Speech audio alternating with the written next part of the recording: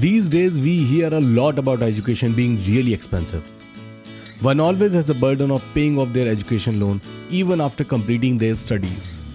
But in the coming episode, amongst all this chaos, we are meeting a man who not only runs the world's biggest fully residential tribal institute, but also feeds more than 25,000 students every day. The world-known educationist and a social worker, Dr. Achyuta Samanta.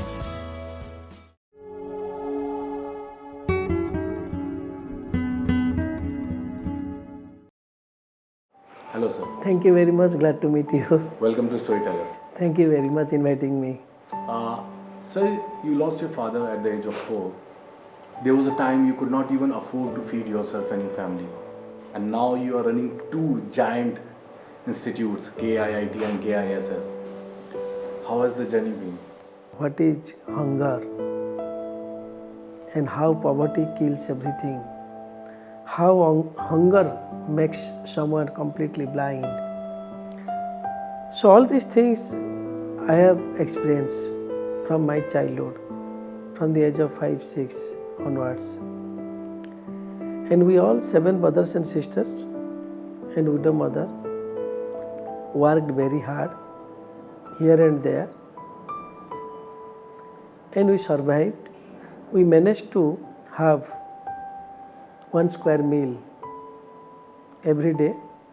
Even there are some days when we could not get anything to fill up our stomach.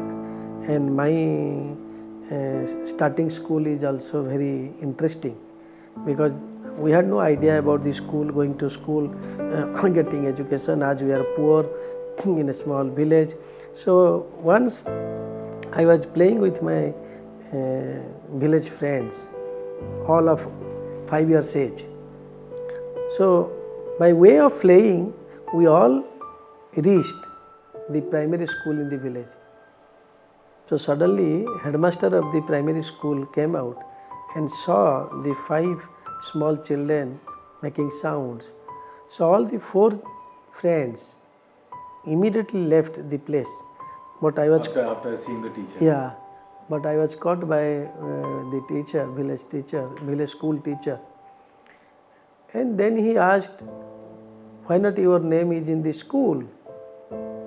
I told, what is school, what is education, how one got into the school? And I am a poor boy, who allowed me to?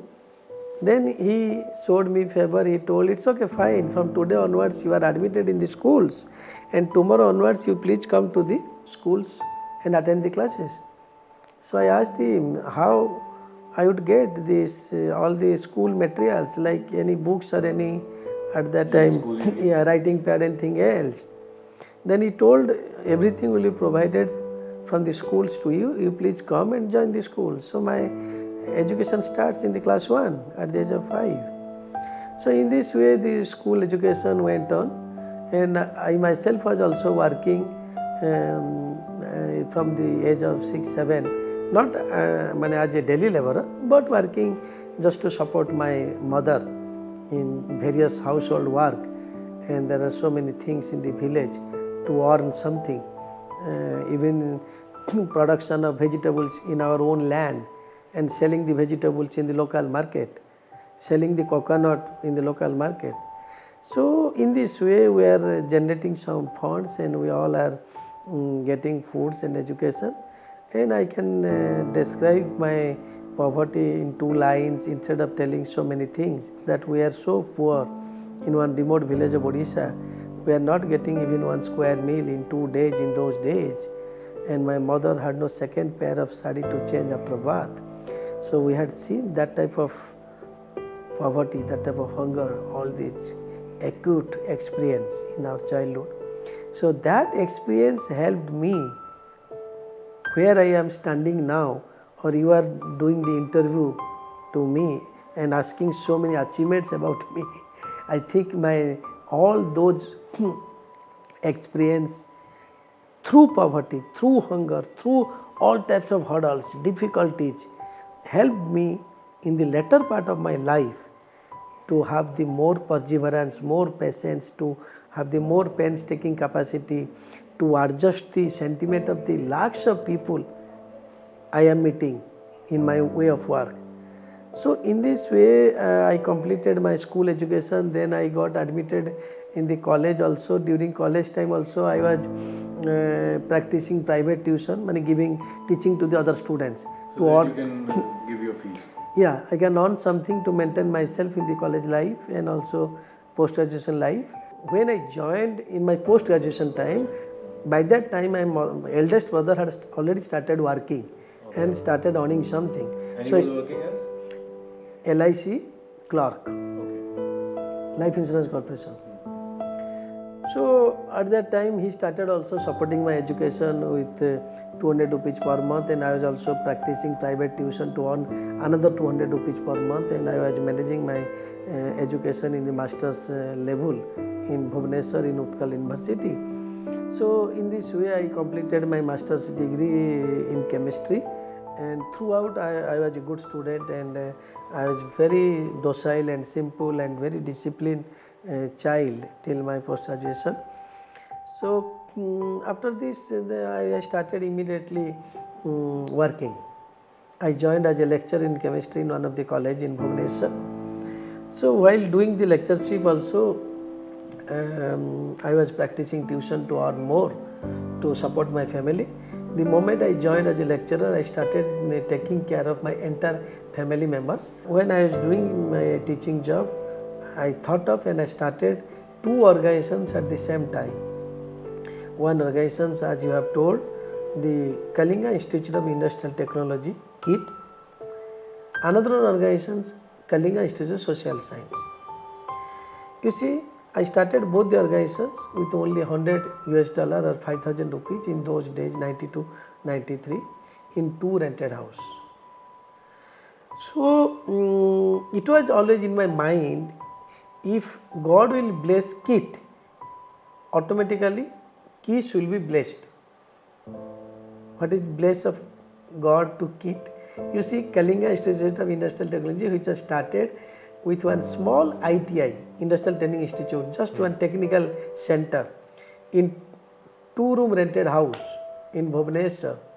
Now that institute has become one of the most promising university of the country, professional university, with 27,000 students pursuing the professional education. At the same time, I started another one thing that has become the beauty of the entire world, Kalinga Institute of Social Science, with only 125 poor tribal children or indigenous children. And you see, I started this 125 tribal children. From the beginning, the concept is it should be fully free, it should be fully residential, only for the tribal children of Orissa state. And initially, you see, it was very challenging.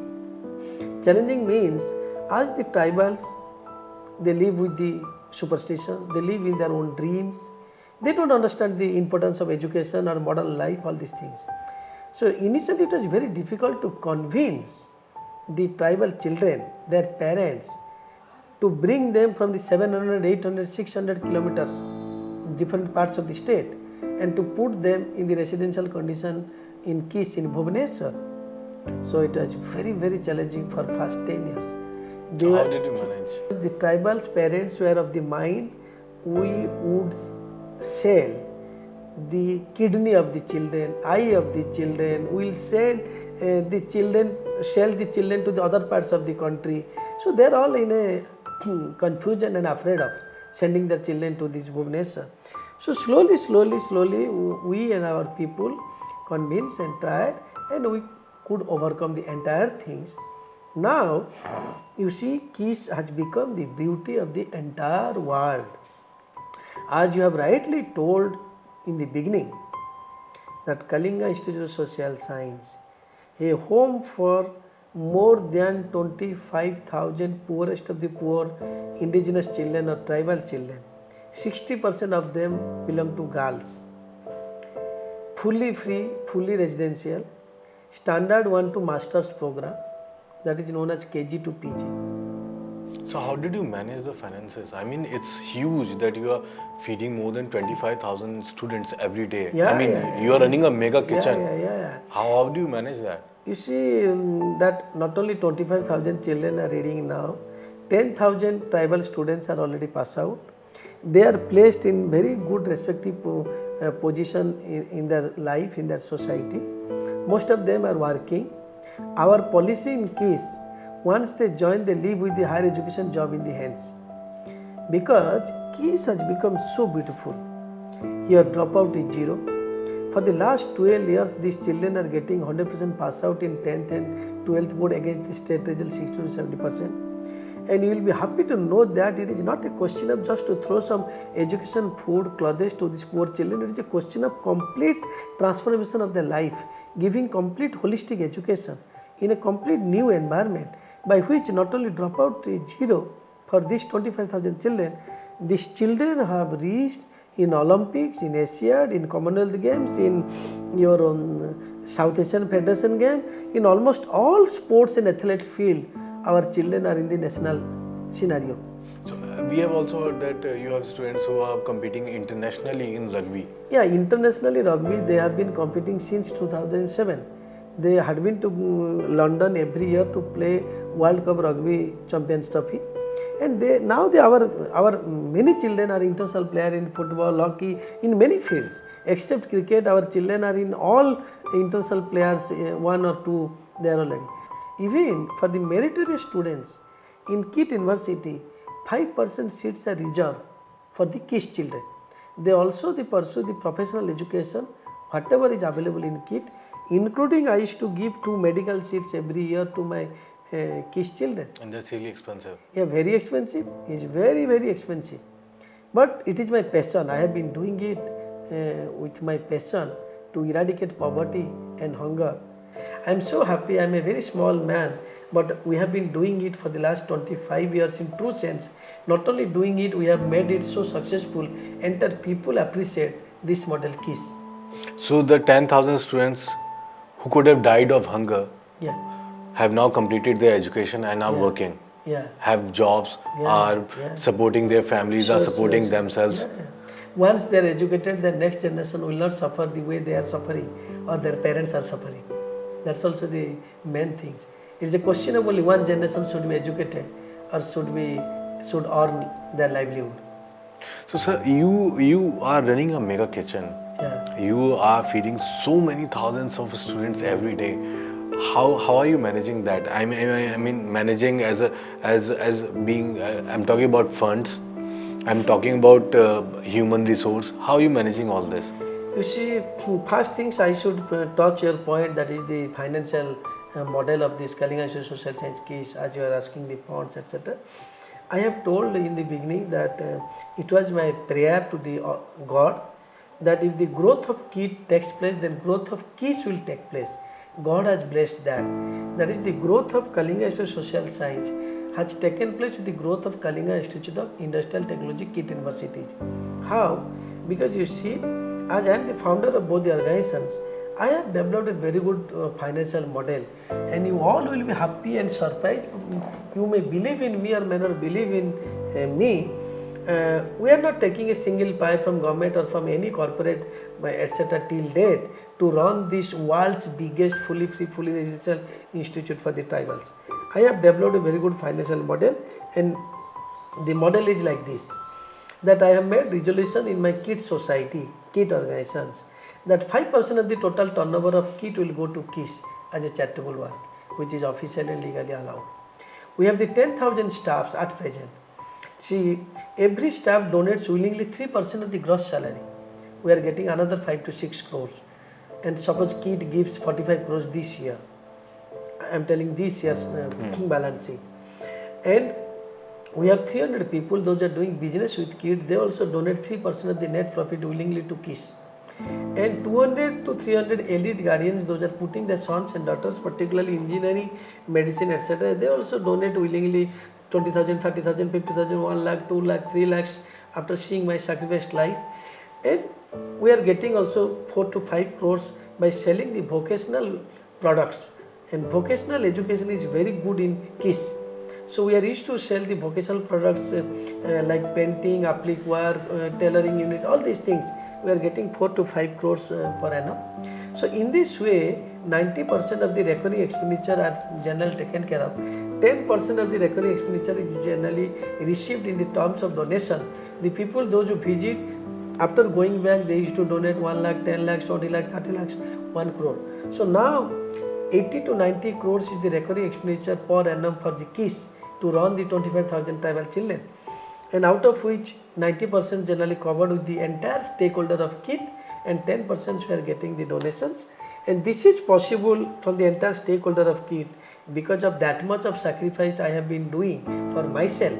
Not only I am bachelor, I lead the simplest of the simple life in 2-room rented house, but also I maintain that much of honesty and integrity to myself, by which the staffs or parents or the well-wisher eager to donate something.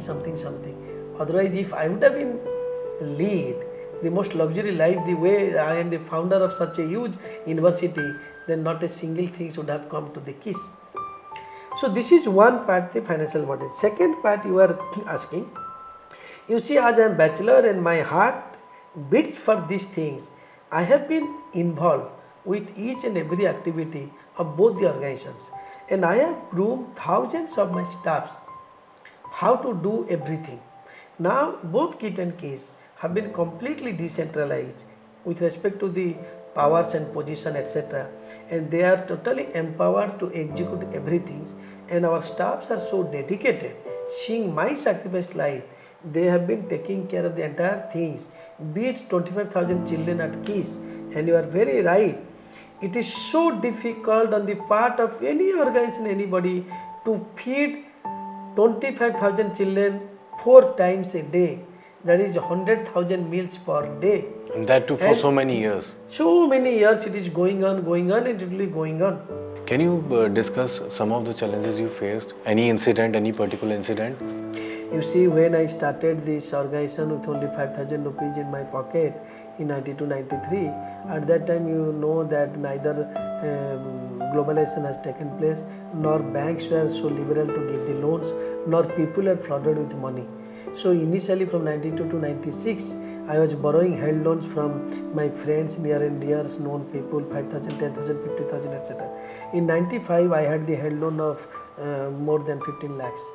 So people are demanding to get back their money. I had no money in my hand to repay the held loan. So when I could not find anything, so I decided to commit suicide, because I was hiding from the people, those who have given me loan. So when I decided to commit suicide, and it is God's grace, one bank, nationalized bank, on my face value gave 25 to 30 lakhs loan. Immediately I repaid 10 lakhs hand loan and started the construction of the campus 1. I used to tell campus 1, now we have the more than 22 campus. So that was a very bitter experience, that how I decided to commit suicide. And now after that also, in every step there are so many problems, so many things are there, because you know this, it is not so easy to get the work done in this government system, in bureaucratic system, in all these things. And another one thing, you should know that the more success you have, more enemy also you have at the same time. So as we are the most successful persons or organizations in the state like Orissa, so definitely so many jealous and envy, everything with me. And to overcome all these things and to reach this position and to continue with the same spirit, that is the main thing, to continue the same spirit for the last 25 years. Again, I am hopeful to continue with the same spirit till my last breath.